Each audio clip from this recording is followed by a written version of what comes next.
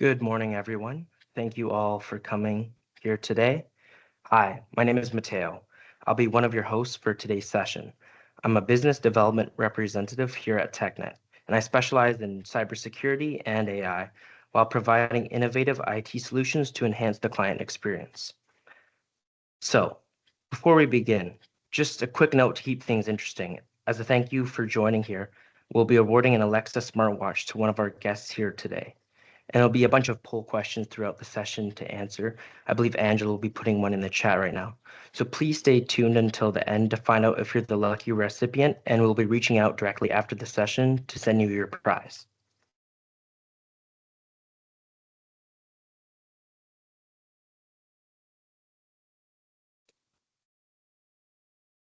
So you should see it right now in the chat.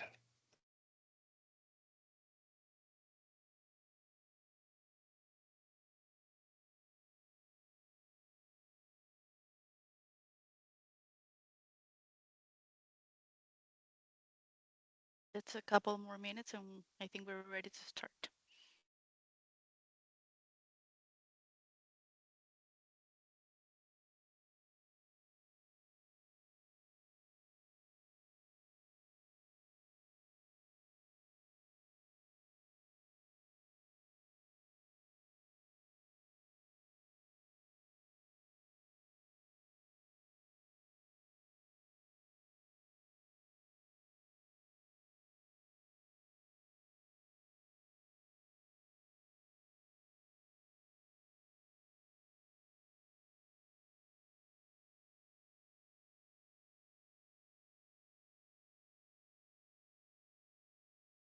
Over the last decade, cybercrime has risen to become the #1 security risk for businesses today, and the landscape has evolved drastically. Last year alone, cybercrime caused over $8 trillion in damage globally, which is projected to be almost 11 trillion by the end of 2025. And for many businesses, all it takes is one breach to shut their doors for good. We at Tecnet recognize this, which is why we've partnered with Field Effect to bring the best cybersecurity to your doorstep.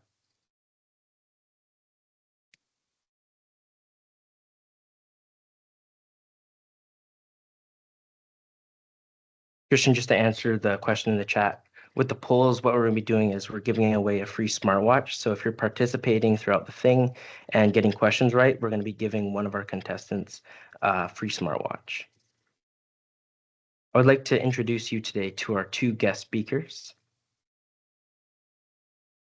First off, we have Ryan McBride. He is a senior partner business manager at Field Effect, where he supports top-tier MSPs and MSSPs throughout North America.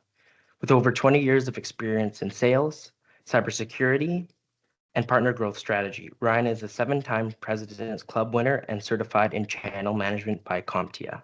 And here we have our very own James, who I'm sure many of you have met. James Gatsey is a technology leader with over 13 years of experience, currently serving as the Chief Growth Officer at Tecnet, with a career that spans both public and private sectors. James brings a proven track record of delivering strategic IT solutions that enhance client experience and drive business growth. And now I'm going to pass it on over to Ryan over here.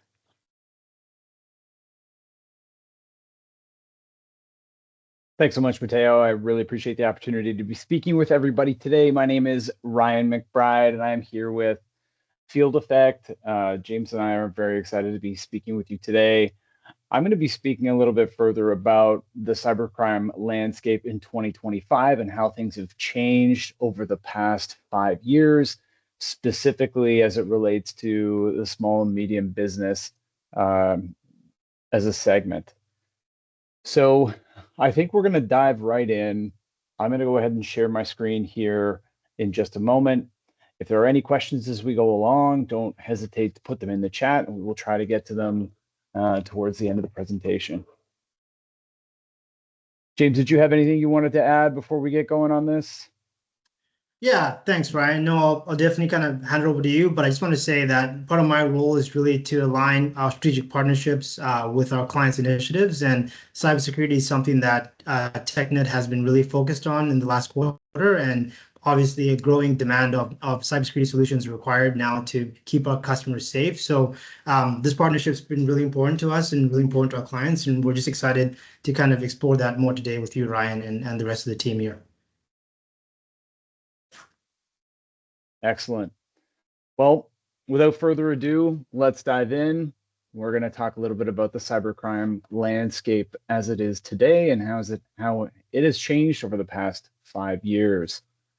I've been with Field Effect since January 2020, and I work with our top partners like Tecnet, speaking with clients every day about the impact of cybersecurity potentially on their organizations. So let's get started. So you should be seeing my screen on your end. And let's get going here. All right, so in terms of the agenda today, we're going to be talking about 3 particular subjects: the state of cybersecurity, some of the challenges with achieving comprehensive protection, and then what's required today to effectively protect your organization against cybercrime. So the state of cybersecurity today. The first thing that I'm going to get out of the way right out of the gates is if you think back to any catastrophic cyber incident you've heard of in the last 5 years, every single event, every single ransomware event, every single cyber attack you've heard of in the last 5 years, all of those organizations had some form of endpoint protection or antivirus, as well as a firewall on their system prior to the attack happening. Almost all of those organizations all had something in place prior to the attack. And most of the time, the cyber criminal was able to gain entry into the organization and successfully disable this protection before deploying their malware or conducting their attack. Now, this tells us a couple of important things. First is that the cyber criminal is able to gain access or gain entry to the organization undetected by some of these traditional security solutions. And the second thing is that they're able to navigate this environment undetected and get to a place where they've got administrative power within the organization to disable the existing security solutions. And that's a bit of a concern, obviously, for many businesses, because a lot of businesses still to this day leverage some of the traditional solutions, as we saw in the initial poll. So let's take a look at that a little bit further. One of the big changes that happened in the last 5 years happened in 2020. And in 2020, there was a major event that many of us are aware of. COVID happened, and it caused a big change in the technologies that many businesses use today. All of a sudden, so many businesses had to adopt a remote work policy, which they didn't necessarily have before. And this meant adopting new technologies, new protocols, new services that would allow their remote workers to work without issue. So that was thinking about things like, new cloud applications like Microsoft 365, or maybe they're enabling new technologies, new VPN technologies, allowing them to remote into the environment, or could be simply enabling network protocols like RDP, providing access remotely to internal infrastructure. And a lot of these technological changes happened quite quickly because businesses were trying to adapt to a very challenging situation. But consequently, it also ended up opening new doors and windows for cyber criminals to gain access to the organization. Many businesses implemented these technological changes quite quickly without reevaluating some of the critical cyber protections that may be needed. And not only that, the cybercrime industry, or the cybersecurity industry, also took a little bit of time to get accustomed to the rapid technological changes and implement effective solutions to protect businesses against the threat. Now, consequently, we have seen a massive, consistent year-over-year growth with respect to cybercrime since 2025, almost a doubling annually of cybercrime in size, consistently targeting small, medium businesses. Now, there was another major change that happened in and around 2021. So in and around 2021, the crypto market really took off. Like, it was booming and it became more of a mainstream thing. Now, cryptocurrency does enable, for the most part, relatively anonymous financial transactions to occur. And so what we had seen happen in 2021 was really this newfound ability for cyber criminals to monetize their attacks using an anonymous payment methodology in cryptocurrency. So as it became more mainstream, people became more aware of it. Cyber criminals took advantage of this, and they started really leveraging ransomware attacks to monetize their attacks via cryptocurrency. Now, cryptocurrency also did something else. Many of you may have heard of something called the dark web. Now, the dark web is an area of the internet that you can't normally access with your typical Google browser. The dark web can be leveraged by cyber criminals to trade and sell all sorts of information, whether it's credit card information, personally identifiable information, whether it's username and password information or email addresses, or really anything. Prior to cybercrime really leveraging cryptocurrency, the dark web was a lot more like a classified listing page in the newspaper. There wasn't an easy way for you to financially transact anonymously on the dark web. But after 2021, when things became more mainstream and more common for people to have crypto wallets, it really enabled the cybercrime industry to monetize anything related to cybercrime. So they were able to sell usernames and passwords. They were able to sell all sorts of things. And that was sort of the tipping point in this massive acceleration we've seen with respect to cybercrime. So much so that, in fact, the cybercrime economy as a whole, as Matteo mentioned earlier on, is going to be reaching around $11 trillion, which makes it the third largest GDP in the world behind the United States and China. So it is a massive, booming and thriving industry with consistent year-over-year growth. And it's significantly impactful to small, medium business. In 2023, 43% of all cyber attacks focused on small, medium business globally. And 60% of those organizations that have suffered a catastrophic cyber incident often go out of business within 6 months. Part of the challenge is that not only is there business disruption, but that business disruption often results in changes that can't be recovered. So a loss of revenue for a period of time. So this could be maybe being inoperable as a business for a month and not bringing in any revenue during that period of time. This could be reputational damage. Reputational damage tends to impact your customer growth by minus 20% year over year for up to 5 years. And these two elements can cause massive disruption to an organization and their ability to continue doing business. Now, there's been some interesting changes in the ransomware landscape. So historically, looking back to 2020, cybercrime has really been conducted by major threat acting groups globally. Now, there are organizations that reside in countries that won't prosecute them for conducting cybercrime on foreign territory, as long as they're not doing cybercrime in their own against organizations in their own country, they won't face prosecution.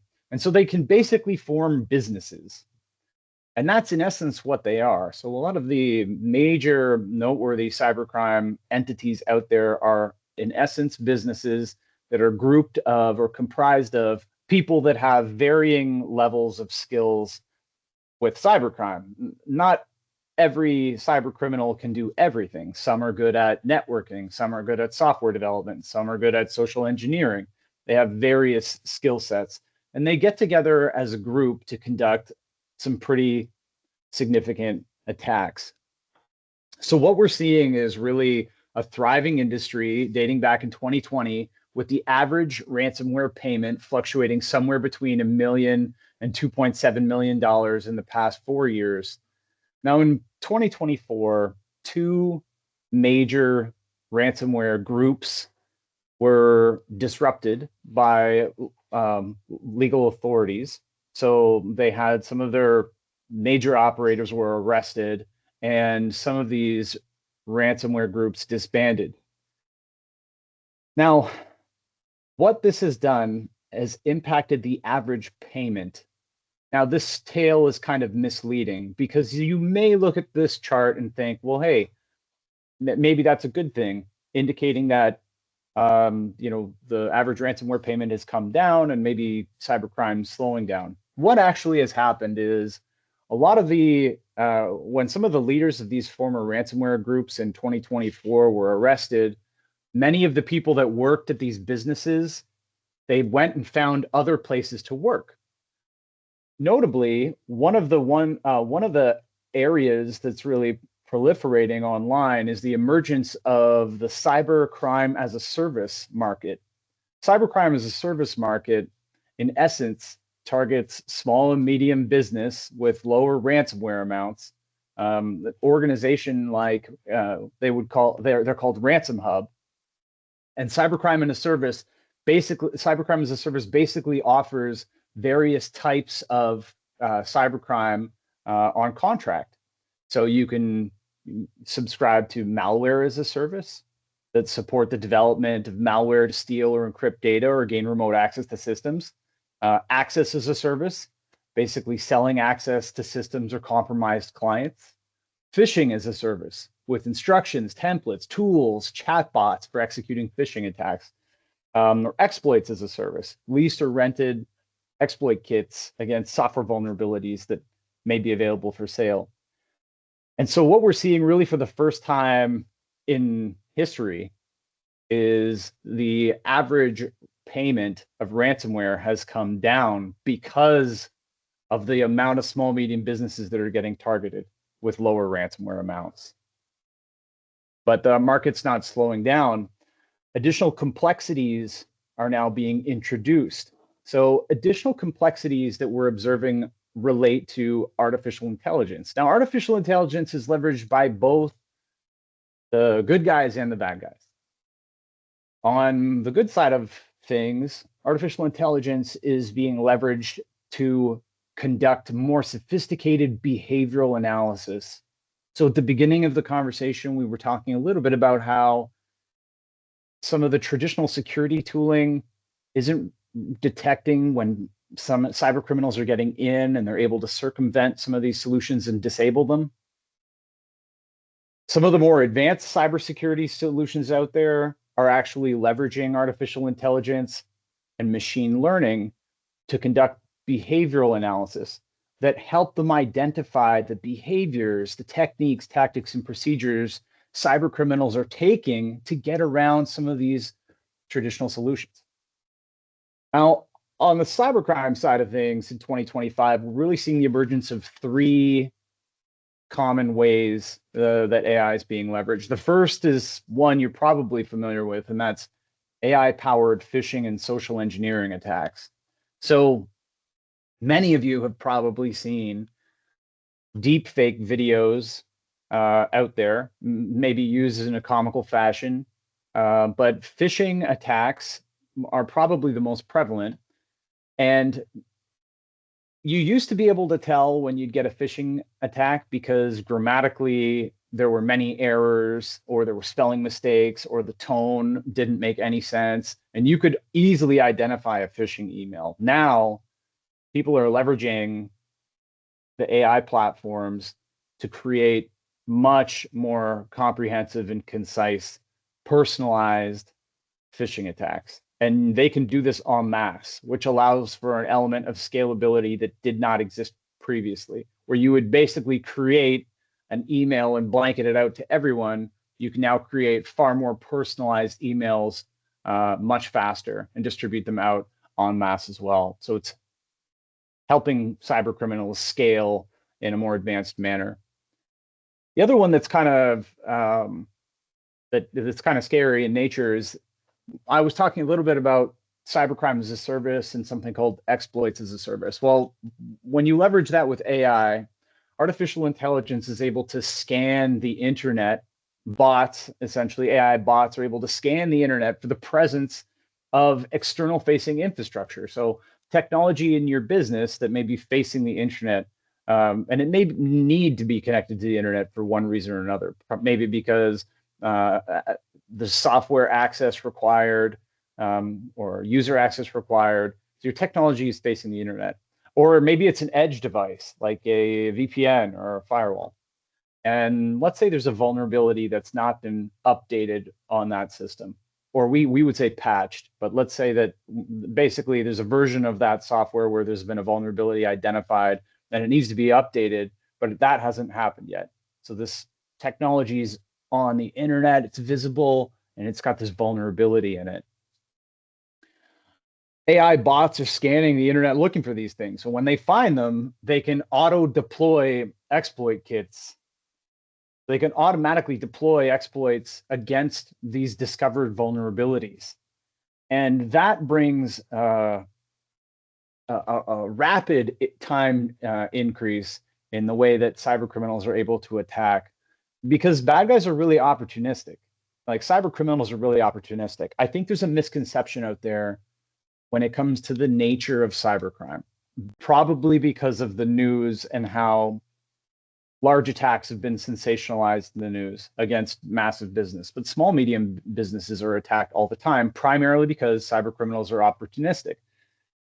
Most cyber criminals don't know the business they're attacking. So if I was to ask any random person in the audience, hey, here are 10 websites from Norway, tell me what the average annual revenue is of 3 of them.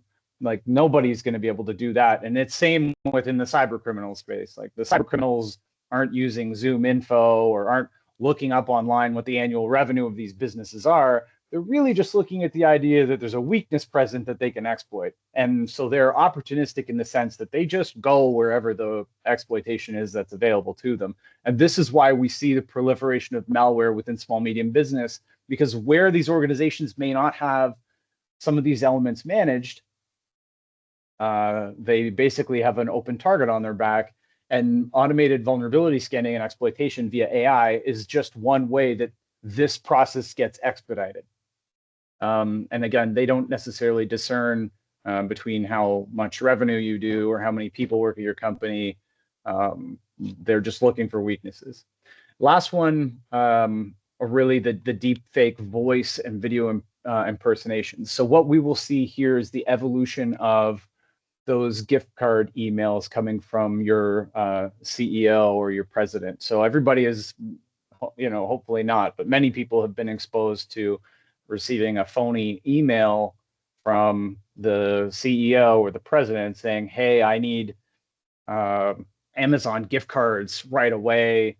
I've got a client thing happening. I need you to bring me these gift cards, send me these gift cards, right away. What we will end up seeing is deep fake voice and video impersonations of the CEO or the president being sent to you saying like, hey, it's me, I'm here, and I need these gift cards sent right away. Can you please make sure you send them? So in summary, what we're really saying is that over the past 5 years, there's been a lot of change. There's been a lot of change in that the tools that you may have been leveraging in 2020 or 2021 aren't necessarily as effective in 2025. COVID drastically changed the IT environment of many businesses that were relying historically on EDR and firewall. Attacks of all types can be monetized, and the industry has evolved into different techniques and tactics like cybercrime as a service.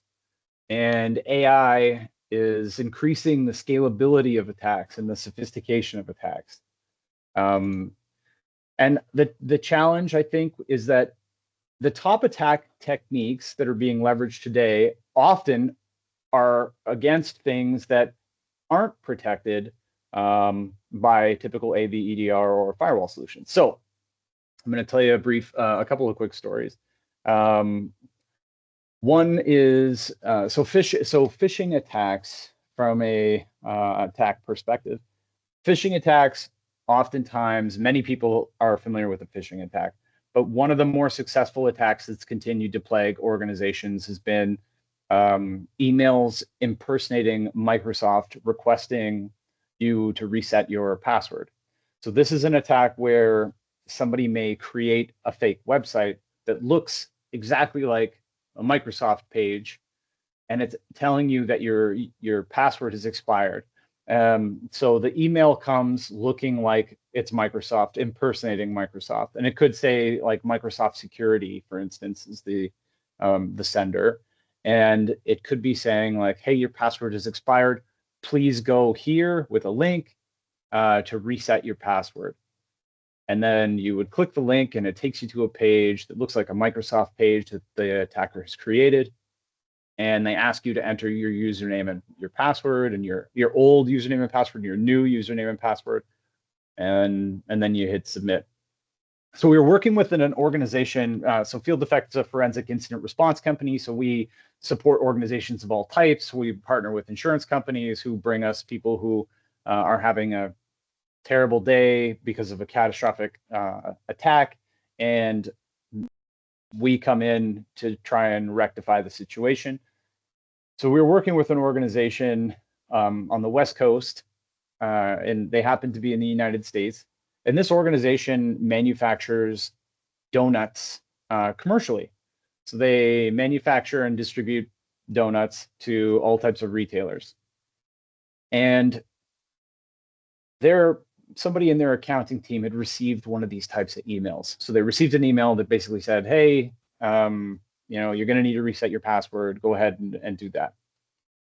They went in and reset their password, not thinking much of it. And nothing much really happened. They reset their password, and then they didn't really have to do anything. So they just thought that it was changed and everything's good, and they went about their business. A couple weeks later, they receive a call from one of their top clients. So one of their top clients who places regular orders with them through their regular process reached out to them, emailed the CEO and said like, "Hey, it's been just over a week. It's been almost a couple of weeks, and like we still haven't received our order or any notifications about our order." And the CEO was like, "What do you mean?" And they said, "Well, we sent payment for one of our orders, and like it hasn't shown up. We filled an order and sent payment." And he said, "Oh, we didn't receive anything on this side." And the customer said, well, you'd sent an email about changing bank information, and we sent the payment out to that bank information for $25,000 for this order.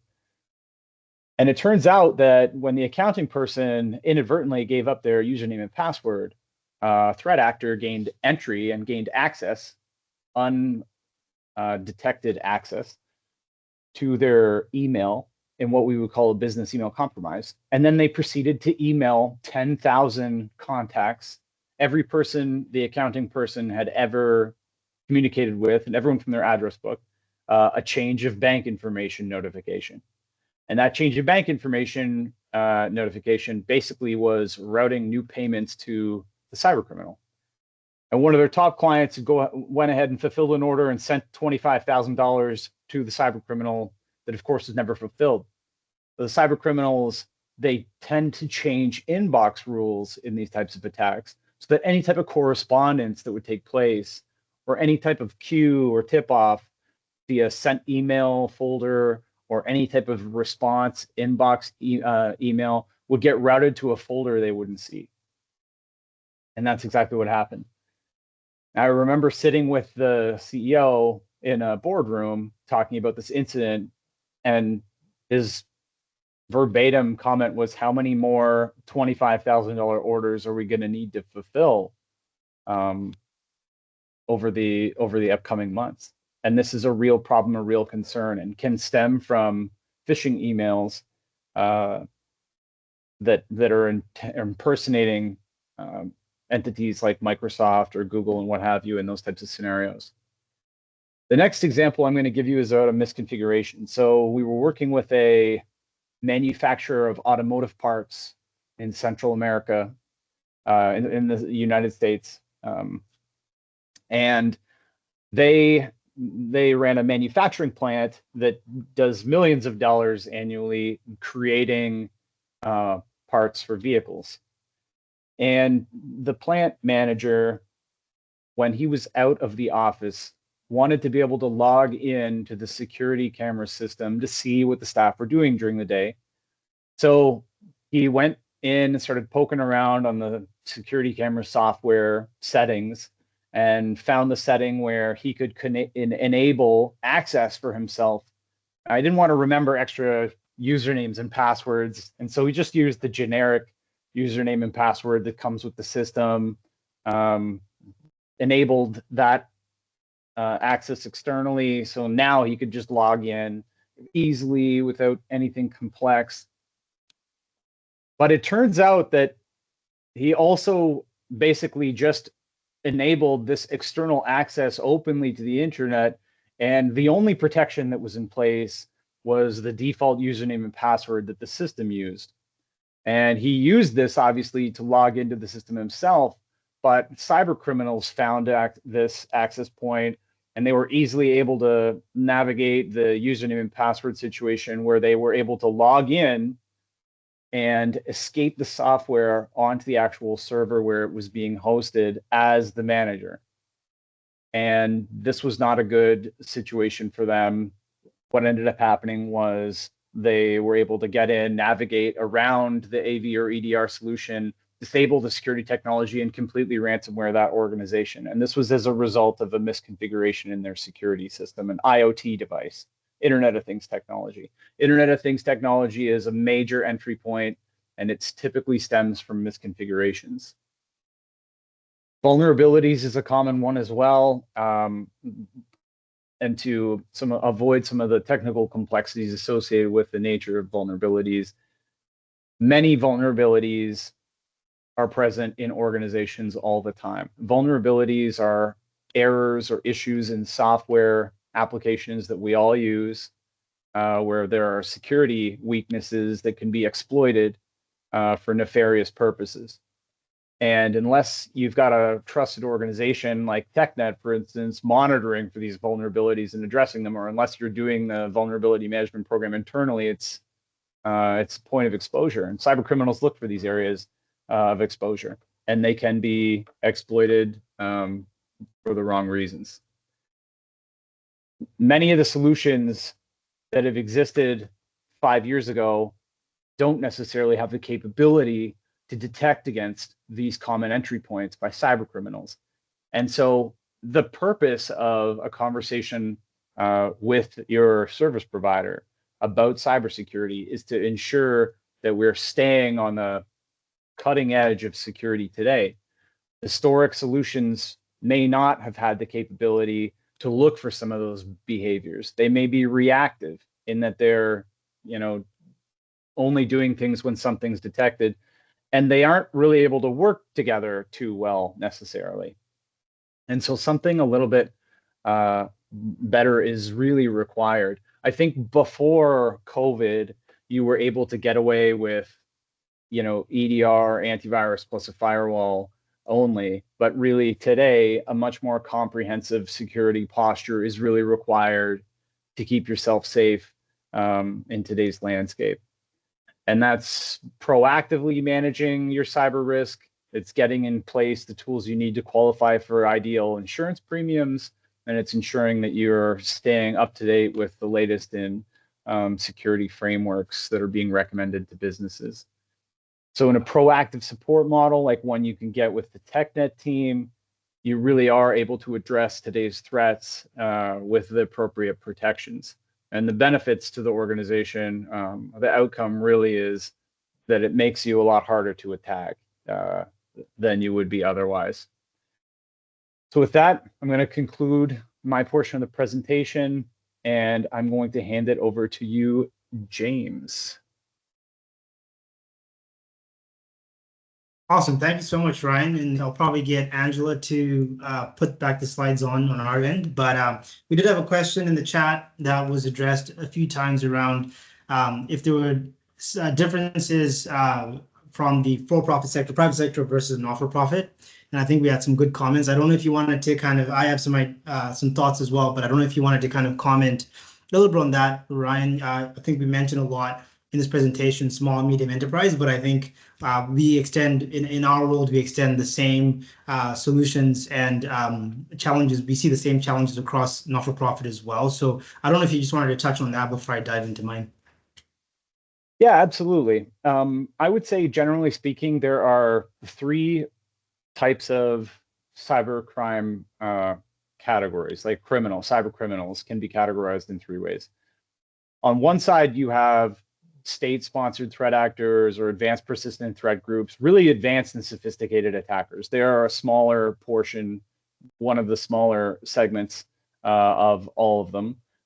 But they do intentionally target particular organizations. They may target government, municipalities, they may target defense sector. They are maybe they're going after large enterprise. They're intentionally targeting organizations. On the other end of the coin, you have low sophistication cyber criminals. So these are people who aren't who maybe be able to they might be able to hack a business, but they aren't going to deploy ransomware. They may just mess around with the people in the company and just they're sort of doing it for fun. They're not really doing anything too complex. They're not super advanced. And then you have the middle group, and the middle group is the large majority of cyber criminals. Cyber criminals in this bucket are opportunistic. So they aren't looking at whether you're whether you're in the government or whether you're a public sector business or whether you're a private sector entity or whether you're a not-for-profit. They don't discern any of those details. They will just go after where there are weaknesses and vulnerabilities. And so everybody that fits that bucket is equally a target. And the barometer is how secure or how secure you are, or what your security posture looks like in comparison to others. It's kind of the theory of, outrunning a bear. Like if you and 3 people are trying to outrun a bear, like you're not really going to outrun the bear. You just have to outrun the slowest person. Yeah, I like that analogy, Ryan. And I think for, what we see in our kind of business as well is, not-for-profits are impacted by the same issues businesses are. One angle that I see a lot of is the compliance side of things. So a lot of not-for-profits we work with have cybersecurity insurance policies. And a lot of these policies require a advanced level of security posture to be able to keep up with them. A lot of them reference needing advanced MDR solution in order to be compliant. So I think for not-for-profits, just like this SMB, not having a robust security setup and system that where you're protected and also compliant with your requirements is something that should definitely be top of mind.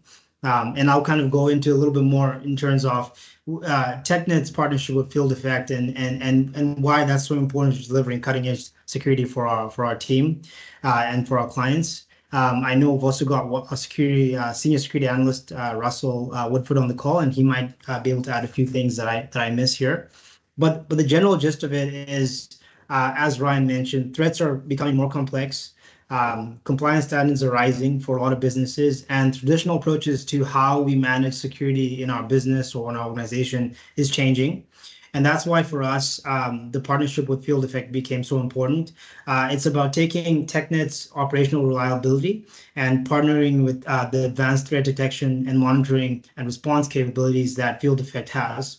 And being able to provide that enterprise-grade security to a market that is underserved in the most part when it comes to enterprise-grade security. So what does that look like? So you might say, Tecnet as your kind of IT provider and Field Effect as a cybersecurity solution.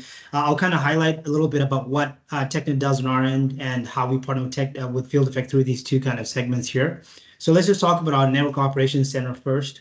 So Tecnet provides the 9-to-5 remote management and monitoring through our on-site manager system to ensure your infrastructure is proactively managed. With that, we also offer the 24/7 automation escalation ability where we catch issues before any disruptions happen. When it comes to managing events, we have a critical event playbook that drives consistent and effective responses as incidents occur. We also have tabletop exercises to help your team stay ready and responsive during real world scenarios. So whenever there's an incident, we are usually the team that responds to it first. And we obviously use different solutions to be able to deliver the service. We also have other areas that we focus on. In this particular slide, we're talking about Fortinet FortiGuard, which is our networking solutions around firewall, where we deliver proactive networking, hardening, and intrusion prevention, and a layered network for you as well. So to keep things short, we optimize and protect and support your systems every day in partnership with a lot of the solutions that our vendors offer, like Field Effect, like Fortinet, and other solutions as well. Where Field Effect, and I won't kind of recap a lot of what Ryan said, but I'll kind of summarize a lot of it, is really going to be the security operations center.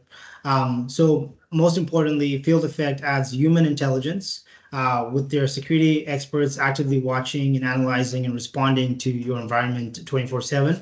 So a recent example we had in our own team with our own Field Effect deployment is we had a bunch of our team training downtown with another vendor, and the vendor set up their own Wi-Fi SSID, and they were routing our traffic through Georgia before bringing it back into the country. And Field Effect picked it up and called our SOC team and said, "Hey, there's 6 people that are accessing Tecnet's network from Georgia, or at least being routed through Georgia. They're actively in inboxes and all this. Are these people verified?" And our senior security analyst wasn't aware that this training was happening. He was like, what, like, this can't be, right? And then he was told, oh, actually, there's a few guys that are downtown doing some training. Maybe it's them. And it was us. So those are the kinds of real life situations where you've got a security operations team that's monitoring unusual behavior 24/7 that can respond and support your IT team in combination to deliver the best in class security service. So that's a real life example.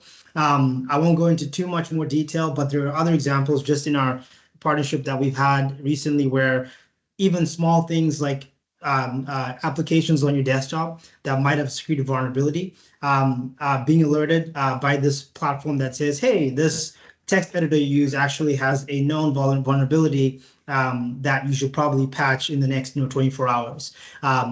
Everything outside of your standard, Microsoft patches and other standard applications, it gets even granular. It goes into specific applications because it has this data from its data sets as well. So that's going to be the big kind of value proposition that having a secure solution through both Field Effect and Tecnet really provides and drives for small and medium enterprise.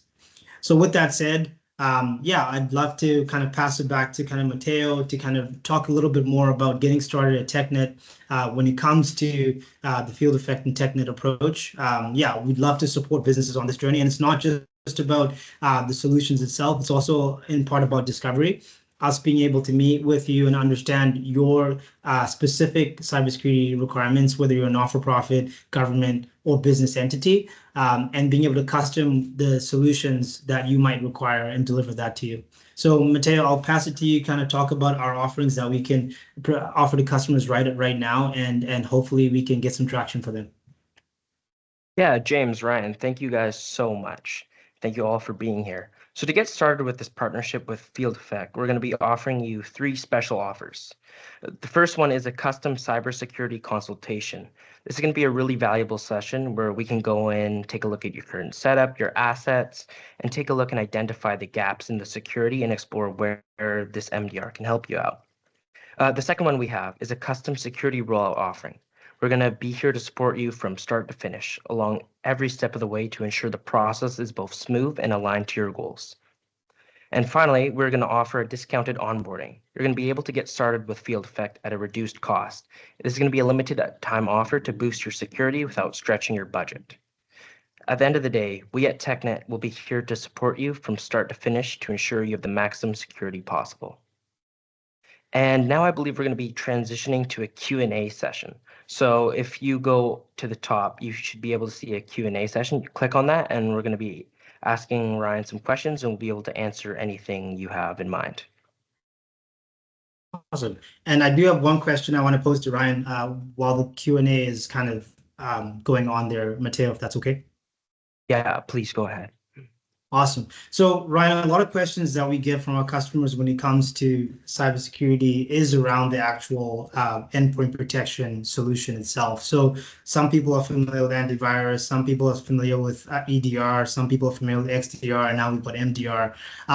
Would you be able to, one more time, just recap for customers that might be in different stages of their cybersecurity endpoint protection solution?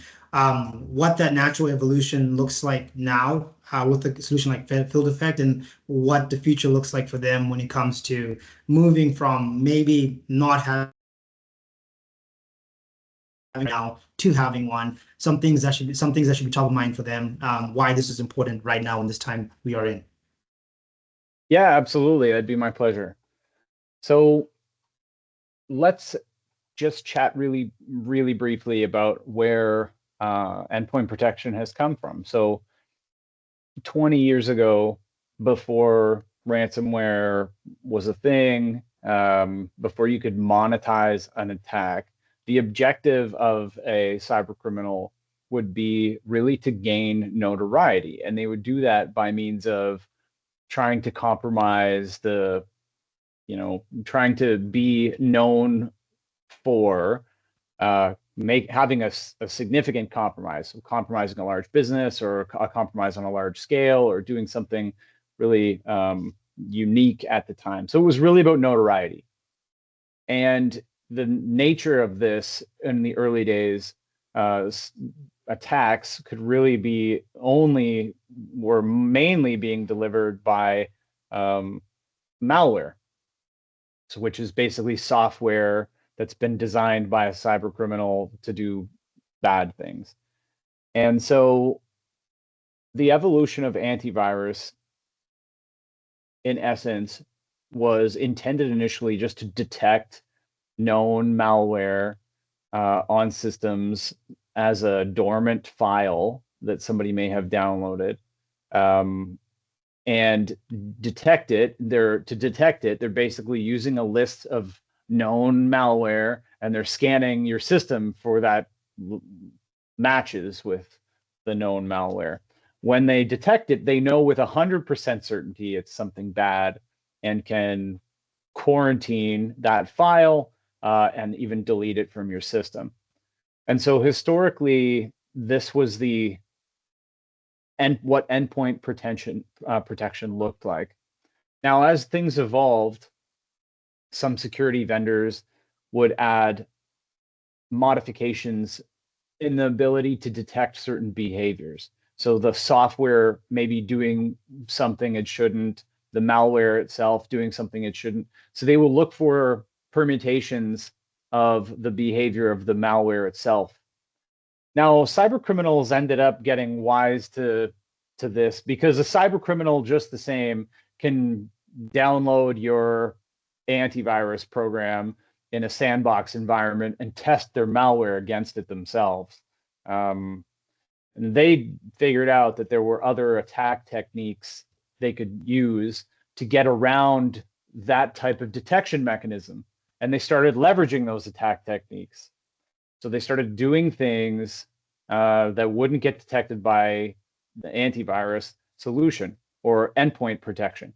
And so there's been this back and forth battle between cyber criminals coming up with new attack techniques and the cybersecurity industry enhancing their detection capabilities. So much so that, there's a wide gap between different endpoint security vendors on the defense side of things in their capabilities to detect a wide array of things, from detecting mainly matches with known malware and maybe some variations of that, all the way to a solution like ours, which is a behavioral analytics engine, which is looking for any type of behavior that a threat actor may undergo at any stage of an attack. So endpoint protection itself is not built the same. But what is really required today is a solution that's going to look for on the endpoint any behavior that a cyber criminal may take on a system. So one common attack technique that's leveraged to circumvent traditional solutions is leveraging tooling that is expected, is known software, but just using it in a way they shouldn't. So let's say a VPN is a good example. So if a bad guy was to steal the username and password access to your VPN, and they could use that VPN to access the same systems you normally would, having a mechanism to detect some of the to detect that that's not actually that user, or somebody. You may have heard of like Team Viewer, or remote administration software, which is legitimate software. It's not going to get detected by a traditional AV solution, but it could be somebody calling you up and saying, "Hey, we're from Microsoft, and we want to make your computer faster. As we notice your computer's going slower, we're going to need you to go ahead and install this remote administration software XYZ." And that remote administration software is not going to trigger any antivirus product necessarily, but it would enable this person on the other end of the line access to your computer unrestricted. And you may inadvertently do this through a social engineering attack, being tricked into thinking that they're going to actually help speed up your computer, when in fact they're going to get in there and do something they shouldn't. And so in the latest and greatest endpoint protection solutions, you really do need something that's capable of looking at behaviors and potentially having a human behind that, investigating these behaviors 24/7, 365, to ensure that if something is happening that's not automatically detected and quarantined, for instance, that there are still security measures taken to protect the environment. Hopefully that answers the question. Thanks, Ryan. Definitely, absolutely. And I know we've got Russ on the call. Russ, I don't know if you wanted to kind of piggyback on that last kind of comment that Ryan just made when it comes to Tecnet's approach to deploying MDR into our clients' environments, and how this change is going to affect them as we start to onboard more of these solutions for them. Yeah, absolutely. Yeah, as mentioned, EDR, MDR are complementary. Definition-based antivirus and behavioral, heuristic-based antivirus or anti-malware solutions complement each other. If you can match a pattern, great. If you can match a behavior, great. But why not do both? We're not talking about solutions that make other solutions obsolete. We're adding to the stack. We're adding a more complete defense in-depth approach. And one of the downsides, as Ryan mentioned earlier on, is where we add in all these extra layers of defense. While we are improving our overall posture by putting more walls in place, each of those walls requires management. Varying levels of the complexity in these tools require specific skill sets in your NOC team and in your SOC team. One of the things that Field Effect does is it wraps these into a larger umbrella and reduces that complexity by having an extra set of eyes, seeing all this telemetry from all these different tools, traditional EDR solutions, XDR solutions, which are more extended detection response, which is actually not just looking at the endpoint, but also looking at cloud behavior, looking at network telemetry, those things. Pulling that information in and having multiple sets of eyes looking at that behavior gives you a more complete solution. And yeah, and we talked a lot too about, and Ryan mentioned specifically how configuration can be a weak point, a vulnerability that's attacked. It doesn't necessarily matter that you've got an advanced solution. If it's configured incorrectly, if it's got a weakness, a vulnerability that hasn't been closed, that can be used against you sometimes. So wrapping these into a big umbrella where not just the capability, but also the configuration of the tool, the telemetry, the usage of that tool is all being monitored under that Field Effect umbrella is what gives Tecnet a complete solution for both our NOC team and our SOC team. Awesome. Thank you, Russ. Appreciate it. Mateo, sorry to take away from your Q&A. I know we've got a question here from Sherry, and I don't know if you had a couple of others, but maybe we'll round up with one or two questions.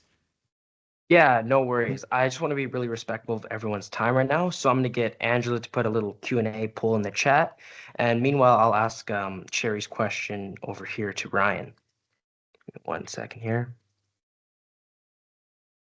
So if you can see right now, you can see polls are coming up, so feel free to answer those. So ask Sherry's question. Here it is. What happens if you engage with a scammer? Does it allow them bigger, better access to your system, or is there a more telling way on why you should not engage? So kind of like, I guess, on field effects end, when say, a phishing email comes into your inbox or click on a bad link, what does field effect do exactly? What is the process that they do to handle that?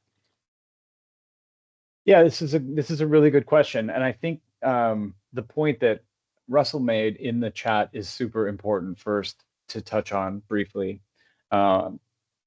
Specifically, Sherry asking what happens if you engage with a scammer, and Russell responding that it lets them know it reached a live human.